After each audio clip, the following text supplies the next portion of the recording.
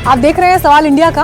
और देखिए आज बात अनिरुद्धाचार्य की भी, क्योंकि उनसे मिलने के लिए भांति भांति के लोग पहुंचते हैं। हरियाणा की एक एक्ट्रेस भी उनसे मिलने के लिए पहुंची। ट्रोलर्स को लेकर उन्होंने पूछा सवाल और जो जवाब इस पर अनिरुद्धाचार्य ने दिया कि कैसे निपटे आप ट्रोलर्स से, सुनिए। एक कहावत याद कर लो, हाथी चला बाजार कुत्ते लगे हजार। हाथी अपने मस्ती से जब चलता है ना तो कुत्ते भौं भौं करते ही हैं, इसलिए कुत्तों को क्या जवाब देना।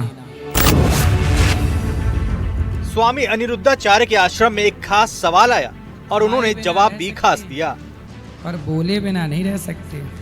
दरअसल भोजपुरी सुपरस्टार पवन सिंह पर पिछले दिनों आरोप लगा था कि उन्होंने मंच पर अंजलि राघव नाम की हरियाणवी एक्ट्रेस को आपत्तिजनक तरीके से टच किया था। वहीं अंजलि राघव अनिरुद्धाचार्य के आश्रम में वृंदावन पहुंच गई। अंजलि ने अनिरुद्धाचार्य से पूछा कि सोशल मीडिया पर उन्हें बेवजह ट्रोल किया जा रहा है, तो ऐसे में क्या करना चाहिए। गुरुजी, मैं कलाकार हूँ, हरियाणवी एक्ट्रेस हूँ। एक्ट्रेस है। और कई बार क्या होता है कि कुछ ट्रोलर्स होते हैं, कुछ काफ़ी लोग हैं। आप क्या फिल्मों में भी काम करते हैं? मैंने फिल्मों में भी किया है, लेकिन मुझे पहचान हरियाणवी गानों से मिली है। मैंने काम हर मीडिया में हर रीजनल सॉन्ग्स किए हैं। गाने गाते हैं? नहीं, मैं उनमें एक्ट करती हूँ। मेरे कई song 700 million, 800 million, 100 million, 200 million, 300 million सब गए हैं। और करीब मैं 15 साल की थी तब से मैं काम कर रही हूँ। तो काफ़ी लोग चाहने वाले भी हैं, लेकिन कई बार क्या होता है कि काफ़ी जलने वाले लोग कई मीम्स मार्केटिंग करवाते हैं जो अगेंस्ट होते हैं। मीम्स बनवाते हैं, अलग अलग कुछ लिख कर डाल देते हैं, कुछ भी जो अगेंस्ट होते हैं जलने वाले लोग। तो मेरा सवाल ये था कि उन्हें मुड़कर जवाब देना चाहिए या फिर उन्हें इग्नोर करना चाहिए। ये वृद्ध औरतों से ट्रोलर्स को जवाब देना चाहिए या इग्नोर करना चाहिए। अंजलि के इस सवाल पर अनिरुद्धाचार्य ने क्या जवाब दिया, अब सुनिए। बहुत ज्यादा। एक कहावत याद कर लो, हाथी चला बाजार कुत्ते लगे हजार। हाथी अपने मस्ती से जब चलता है ना तो कुत्ते भौं भौं करते ही हैं, इसलिए कुत्तों को क्या जवाब देना। कुत्तों को जवाब देने की जरूरत नहीं है, अपनी मस्ती से अपने लक्ष्य की ओर आगे बढ़ते चलने की जरूरत है। Thank you. कभी लड़ाई झगड़े में मत उलझो। कौन मीम्स बना रहा, कुछ भी कर रहा है, देख तो आपको ही रहा है। हाँ जी, बस मैं यही सोच के थोड़ा शांत हो जाती हूँ, लेकिन कई बार दिल में बहुत बेचैनी सी होती है कि परेशान ना होइए, आप बस अच्छे काम करते रहिए, आगे बढ़ते रहिए। लोगों ने किसे छोड़ा? क्या माता सीता को लोगों ने बोलने से छोड़ा? लोग खाए बिना रह सकते हैं पर बोले बिना नहीं रह सकते। सीता माँ को भी बोला लोगों ने, फिर माता सीता को जब नहीं छोड़ा बोलने से दुनिया ने, तो आपको और हमें छोड़ देंगे? तो दुख हो जाता है। अंजलि ने अनिरुद्धाचार्य को बताया कि वो माँ सीता का किरदार भी निभाती हैं और अनिरुद्धाचार्य के कहने पर उन्होंने माँ सीता का डायलॉग भी सुनाया। जो बोलते हैं वो बोल के बताइए क्या बोलना होता है उस टाइम। हे हनुमान, दी शक्ति तुझे, दी बुद्धि तुझे, दी युक्ति तुझे, दी भक्ति तुझे, दी मुक्ति तुझे। आशीर्वाद है माँ का यही, तू रहे अजर अमर बेटा। रघुनाथ तुम्हारे साथ रहे, तू रहे सदा अनुचर बेटा। श्री रामचरित के पन्नों पर तेरा भी नाम महान हुआ। श्री रामचरित के साथ साथ तू भी प्रसिद्ध हनुमान हुआ। अब जहाँ भी राम मंदिर होगा वहाँ राम दुलारा भी होगा। सीता लक्ष्मण के साथ साथ ये हनुमत प्यारा भी होगा। वाह, सुंदर। आइए बढ़ते हैं आगे और रुख करते हैं आज की एक और बड़ी खबर का। सुप्रीम कोर्ट ने वक्फ संशोधन पर देखिए रोक लगाने से तो इनकार कर दिया, लेकिन 3 अहम प्रावधानों पर एक अंतरिम रोक उन्होंने जरूर लगा दी। अब देखिए इस फैसले को मुस्लिम वोटर्स किस तरह से देखेंगे, नजर इस पर भी है।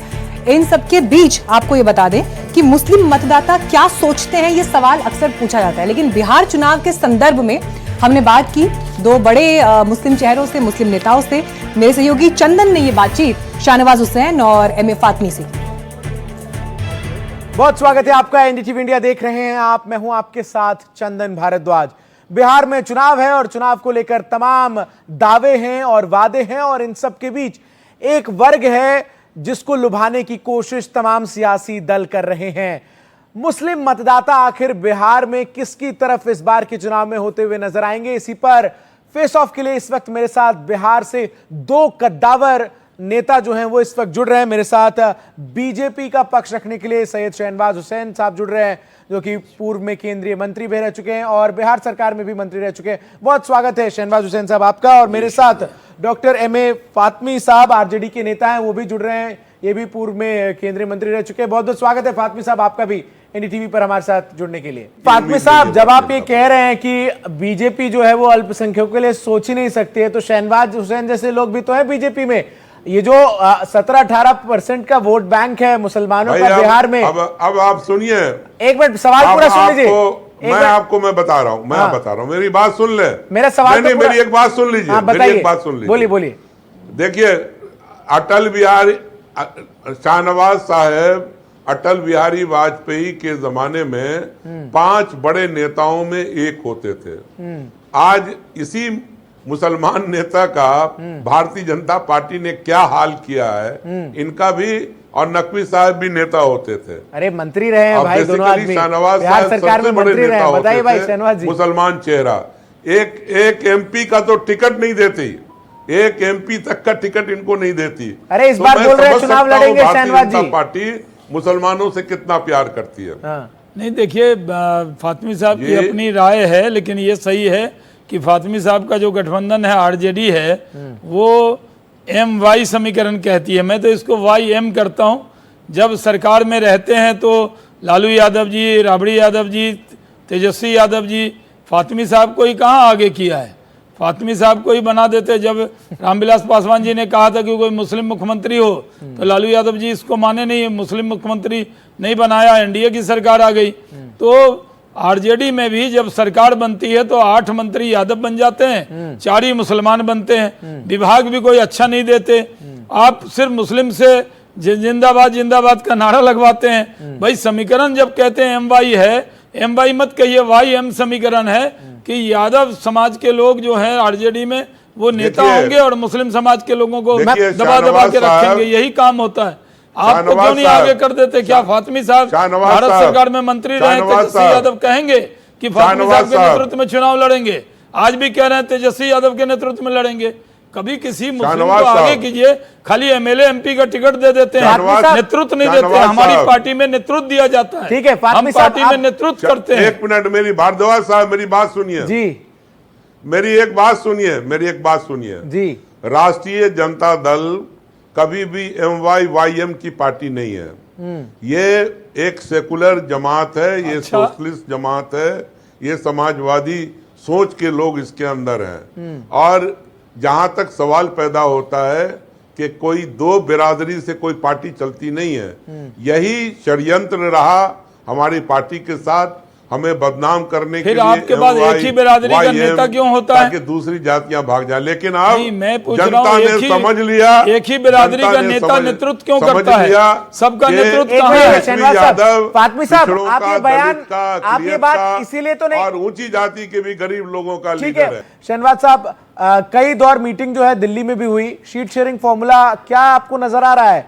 चिराग पासवान के सुर जैसे नजर आ रहे हैं? ये जो एनडीए है ये चुनाव होते होते तक इसी तरीके से रहेगा या इसमें कोई आएगा जाएगा? नहीं, देखिए एनडीए एकजुट है, नीतीश कुमार जी के नेतृत्व में लड़ेंगे, जिसमें बीजेपी, जेडीयू, चिराग पासवान की पार्टी, मांझी जी की पार्टी और उपेंद्र कुशवाहा जी की पार्टी मिलकर लड़ेगी। इस बार चिराग की रोशनी हमें मिलेगी, चिराग की रोशनी इनको मिलने वाले नहीं है, इनको अंधेरा ही मिलेगा। क्योंकि पिछली बार चिराग पासवान अलग लड़े थे, इसलिए 75 सीट आरजेडी जीत गई थी।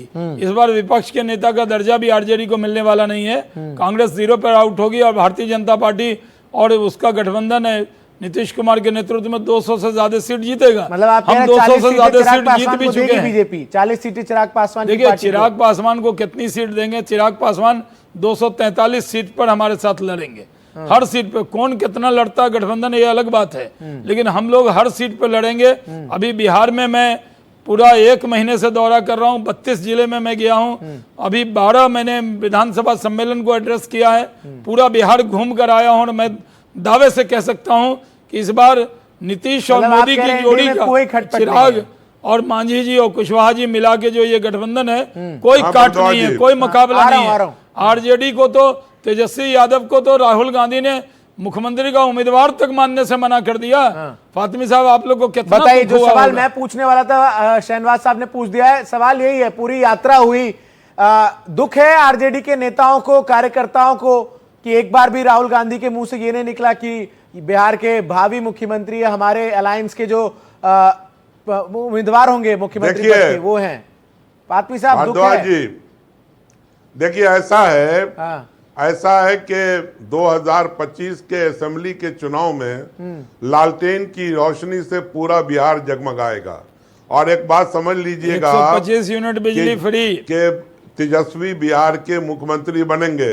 और आप सुन लीजिए, एक मिनट जरा, दूसरी तरफ आप सुन लें कि दरअसल ये नेतृत्व में लड़ रहे हैं चुनाव नीतीश कुमार के।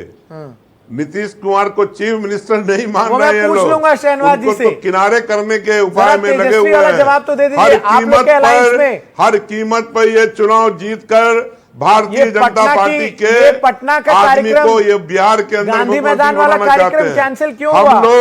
हम लोग फातमी स्पष्ट साहब। हैं, हम लोग स्पष्ट हैं, हाँ। हम लोग स्पष्ट हैं। अरे आपका कि एलाइज सरकार स्पष्ट नहीं है, आपके यूपीए राहुल की गांधी बनेगी, मुख्यमंत्री का इंडिया उम्मीदवार गठबंधन मानने को की तैयार बनेगी। नहीं है, आप कैसे और स्पष्ट हैं? निश्चित रूप से हाँ। हर तो कीमत पर एक मिनट तो तेजस्वी फातमी बिहार साहब। का मुख्यमंत्री फिर बनेगा। कांग्रेस ऐलान मिनट क्यों में। नहीं कर रही? राहुल गांधी तेजस्वी यादव के नाम को नकार क्यों गए?